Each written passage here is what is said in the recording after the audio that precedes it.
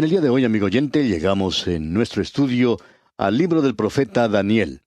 Y debemos comprender que para nosotros este es uno de los libros más emocionantes de la Biblia. Por supuesto, se trata de un libro profético. Queremos decir algunas palabras en cuanto a esto, ya que son muchos los libros proféticos en la palabra de Dios. Es necesario tener cuidado en cuanto a esto. Una cuarta parte de los libros de la Biblia son de naturaleza profética. El tema y la naturaleza de los libros son proféticos. Una quinta parte del contenido de las Escrituras fue predicha cuando fue escrita. Una gran parte de esta ha sido cumplida ya. Y vamos a ver gran parte de la profecía cumplida aquí en este libro de Daniel. Así es que la profecía puede ser dividida en dos partes: la profecía cumplida y la profecía que no ha sido cumplida aún. Hay ciertos grandes temas de profecía y todos ellos son como grandes aviones que se acercan al aeropuerto provenientes de todas las secciones del mundo. Uno puede leer en el libro de Apocalipsis y ver allí los grandes temas que llegan a su cumplimiento. Tenemos al Señor Jesucristo. Él es el tema principal de la profecía. La nación de Israel, las naciones gentiles, el mal, Satanás, el hombre de pecado, la gran tribulación y también cómo va a terminar la edad presente. Luego tenemos a la iglesia. La iglesia, como ya hemos dicho anteriormente, no se encuentra en el Antiguo Testamento. Por tanto, no habrá ninguna referencia a ella en el libro de Daniel. Y luego tenemos el reino, el milenio y el futuro después de los 1000 años. Estos son los grandes temas de la profecía. Ningún estudiante de las Escrituras, ninguno que estudia la Biblia, puede llegar a ser un creyente de completa madurez sin el conocimiento de la escatología o de la profecía. Y el abandono de la profecía ha producido algunos resultados dañinos, los cuales creemos son muy evidentes en el presente. Encontramos esto en gran cantidad de los cultos de la actualidad, que se han apartado en áreas proféticas, y creemos que esto es debido a que las grandes denominaciones del pasado no le prestaron la debida atención. El doctor Charles Hodge, un gran teólogo de la Universidad de Princeton, hizo la siguiente declaración y citamos sus palabras: "El tema de la profecía no puede discutirse adecuadamente sin realizar un estudio de todas las enseñanzas proféticas de las Escrituras, las que se encuentran tanto en el Antiguo como en el Nuevo Testamento. Esta tarea no puede desarrollarla satisfactoriamente nadie que no haya hecho del estudio de las profecías su especialidad". El autor de estas palabras, amigo oyente, sabiendo que él no tenía tales calificaciones, no llenaba estos requisitos para la obra, se limitó a sí mismo, en gran parte, a la investigación histórica de los diferentes esquemas de interpretación de las Escrituras proféticamente. Amigo oyente, esa fue una ambición sorprendente y triste de parte del Dr. Hodge, y como resultado, en muchas de las denominaciones del presente, uno encuentra que hay hombres que no están bien preparados para hablar sobre este tema. Y por supuesto, ellos lo rechazan y lo dejan de lado como si fuera algo sin importancia. Y hay muchos que se han involucrado en la profecía de tal manera que producen declaraciones sensacionales, salen con las cosas fanáticas y no debería ser así. Permítanos decir esto al comenzar nuestro estudio hoy en el libro de Daniel, porque es un libro con el cual ha debido tratar todo escritor sensacional. Y quizá alguien nos diga: entonces esa es la razón por la cual ustedes están tratando ahora con el libro de Daniel, ¿verdad? No, amigo oyente, no es así. Pero este es un libro que puede producir eso. A causa de la importancia del libro de Daniel, creemos que este libro ha sido atacado en manera especial por parte de Satanás. Es verdad que el libro de Isaías ha sido atacado. Isaías ha sido llamado el príncipe de los profetas. Bueno, nosotros decimos que Daniel es el rey de los profetas. Él es el más destacado de todos los profetas por la sencilla razón que fue el primer ministro de 2 gobernantes mundiales. Y ya veremos esto al avanzar en nuestro estudio en este libro. Por esto, entonces, nos damos cuenta que el libro de Daniel es un campo de batalla entre los conservadores y los eruditos liberales. No queremos entrar en esto demasiado. Mucha de la discusión tiene que ver con la fecha del libro de Daniel. Porfirio, un hereje del tercer siglo, declaró que el libro de Daniel era una falsificación, que fue escrito durante el tiempo de Antipas Epífanes y de los Macabeos, alrededor del año 170 a.C., casi 400 años después de haber vivido Daniel. Bueno, los críticos alemanes se apoyan en esa hipótesis y junto con el Dr. Driver han desarrollado esta clase de crítica. Estos críticos, así como también los incrédulos de nuestros días, asumen la premisa de que lo sobrenatural no existe. Por tanto, no puede haber una predicción, ya que la presencia es algo sobrenatural y uno no puede profetizar. Pero lo interesante es que la Septuaginta, la versión griega del Antiguo Testamento, fue escrita antes de Antipas Epífanes y contiene el libro de Daniel. Esa es la razón por la cual los eruditos liberales no han hecho mucho en cuanto a los rollos encontrados en las cuevas del Mar Muerto. Al mismo comienzo hablaron mucho cuando hicieron este descubrimiento, pero usted se ha dado cuenta que ya no hablan mucho de esto últimamente. ¿Por qué? Porque esos rollos confirman el hecho de que en esa época había solo un Isaías. A esta gente le gustaría ver un dúo de Isaías. Y hay algunos que gustarían ver un trío de Isaías. Pero lo interesante es que los pergaminos del Mar Muerto están muy vivos en el presente. Y ellos refutan la teoría liberal. Es interesante notar cómo esas cosas con el transcurso del tiempo tienen su respuesta. Y si usted nota, el hereje y el crítico siempre actúan en un área de la Biblia donde en el presente nosotros no tenemos un conocimiento completo. Así es que si uno va a especular, y ellos siempre especulan, y por esa razón uno puede especular de cualquier manera que quiera, y ellos especulan de una manera equivocada. Pero por lo general resulta que uno descubre que la palabra de Dios siempre es correcta. Ahora, el historiador Flavio Josefo informa de un incidente que tuvo lugar durante la época de Alejandro Magno, que apoya el origen de este libro que fue muy temprano. Cuando Alejandro Magno se acercó en su invasión al Oriente Cercano, el sumo sacerdote Jadua salió a encontrarse con él y le mostró una copia del libro de Daniel. Esto se menciona claramente, y eso causó tal impresión en Alejandro Magno que en lugar de destruir a Jerusalén, entró a la ciudad en son de paz y adoró en el templo. Sí, amigo oyente, debemos decirle que esas cosas contradicen a los críticos. Sin embargo, hay personas que actúan ciegamente en el presente. Es por eso que no queremos entrar en el prólogo de estas breves notas en un argumento sin valor y discutir en cuanto a las cosas que ya han sido solucionadas.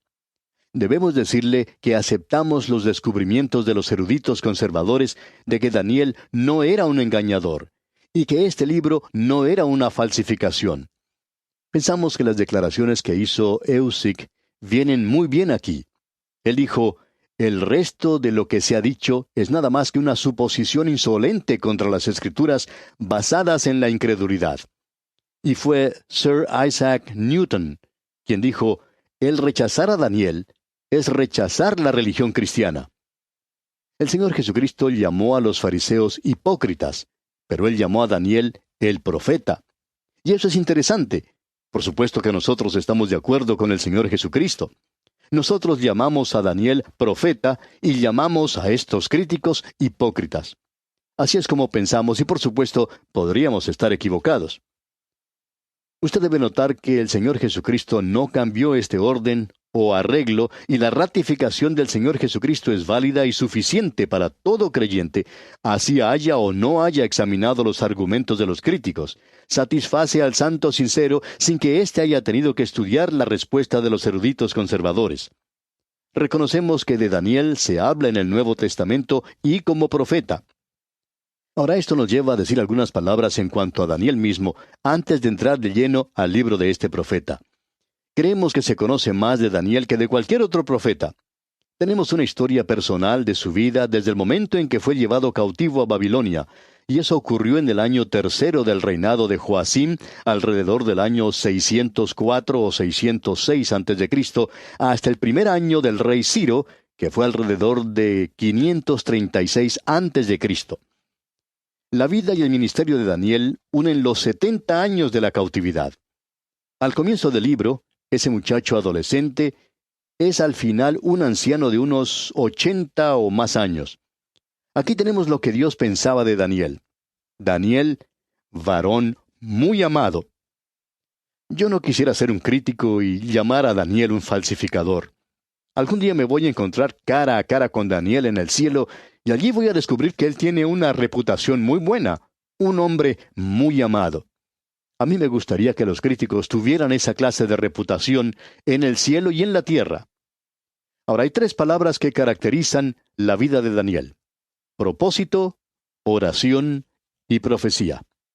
En primer lugar, Daniel era un hombre de propósito. Ya vamos a ver eso.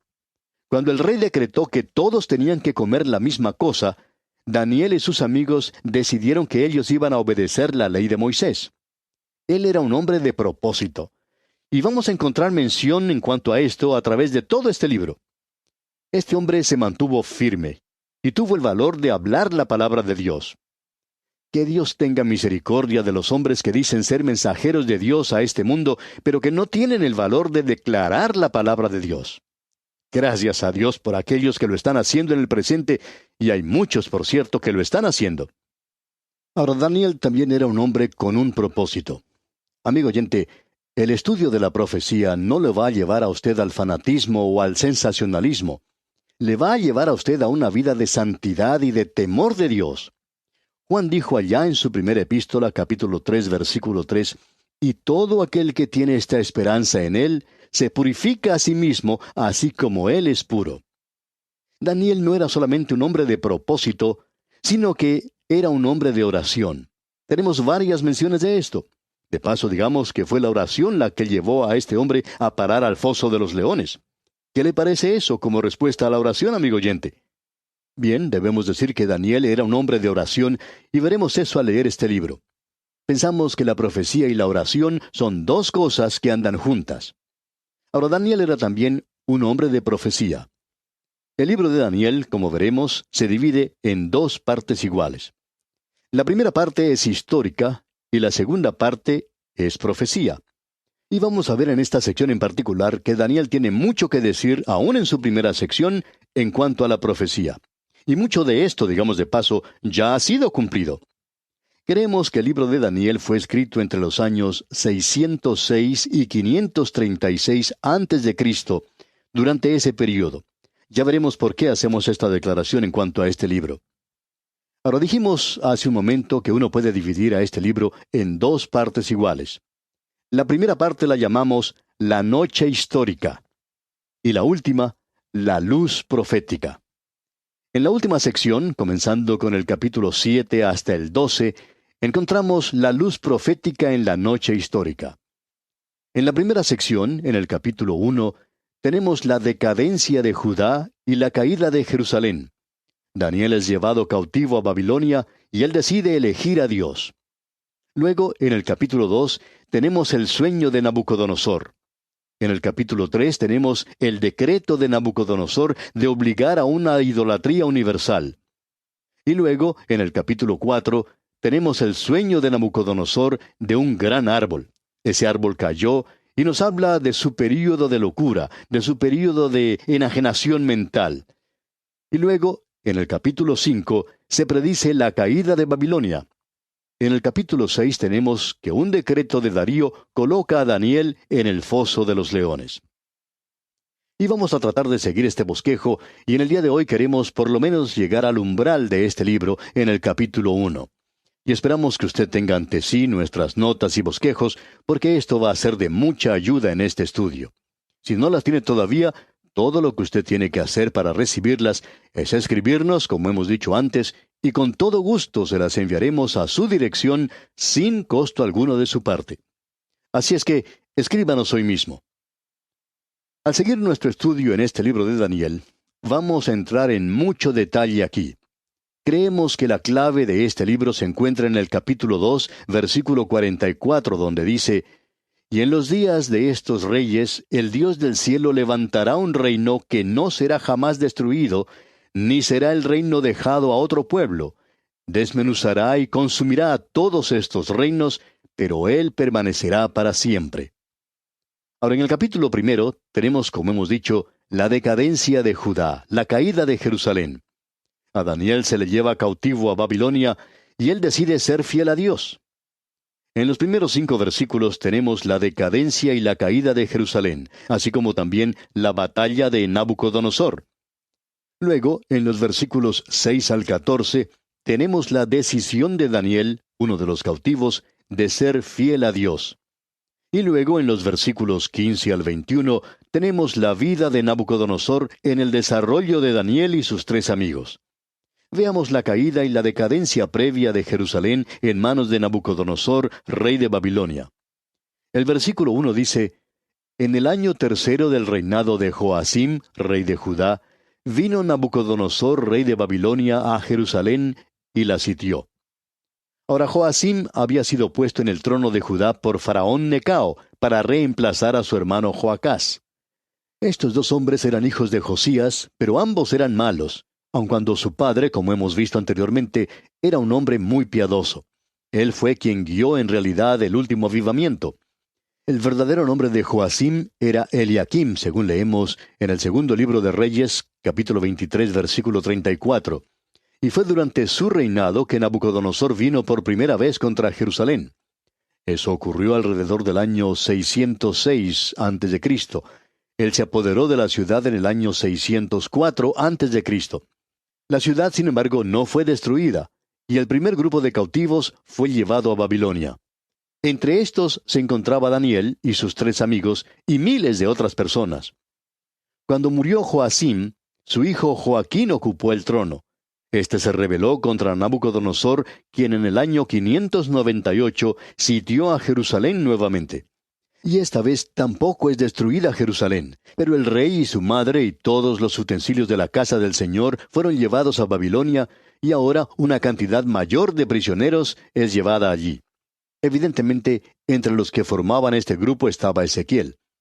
Cuando estudiamos el libro de Ezequiel mencionamos muchos detalles en cuanto a esto. Todo esto se puede leer en los capítulos 23 y 24 del segundo libro de los Reyes. Ahora Sedequías, el tío de Joaquín, quien fue hecho rey más adelante, también se rebeló contra Nabucodonosor, y esta vez Nabucodonosor vino contra la ciudad, destruyó el templo y quemó a Jerusalén. Y los hijos de Sedequías fueron asesinados en su presencia, y a él se le arrancó los ojos, como lo podemos leer en el segundo libro de Reyes, capítulo 25, versículo 7. Él fue a la cautividad en la deportación final alrededor del año 588 a.C. Y de paso digamos que eso fue en cumplimiento de la profecía que había dado Jeremías allá en Jeremías capítulo 25 versículos 8 al 13. Usted recuerda que Jeremías había dicho que los profetas que decían lo contrario eran profetas mentirosos, es decir, falsos profetas. Jerusalén iba a ser destruida. Ezequiel dijo lo mismo, y estos dos hombres simplemente tuvieron la razón. Y confiamos en que usted estudiará junto a nosotros cada capítulo de este interesante libro profético. Será pues, hasta entonces, es nuestra oración que el Señor le bendiga en gran manera.